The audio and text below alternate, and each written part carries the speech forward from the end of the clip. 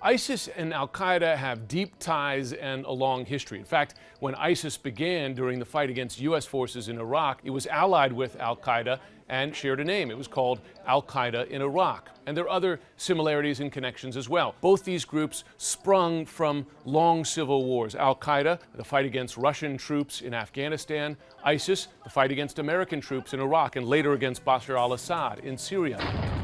Both groups seeking to establish an Islamic state, a so-called caliphate. Also, both of them willing to establish that state, to attack and use brutal violence against both non-Muslims, Americans, Westerners, and Muslims as well. Non-Sunni Muslims, but really any Muslim that they consider not devout enough, not extreme enough.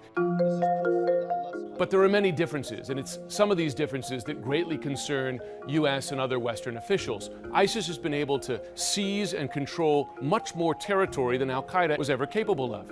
Today, ISIS controls broad swaths of both Iraq and Syria. Two, U.S. officials tell me consistently that ISIS behaves, it seizes and controls territory very much like a military force, not just a terrorist organization. They're much more difficult to fight.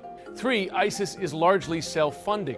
It operates as a government in the territory that it controls, issuing taxes. It also uses extortion and theft to get money, and it even sells oil in areas that it has captured in Iraq and Syria. And by some estimates, it's making $1 million a day or more.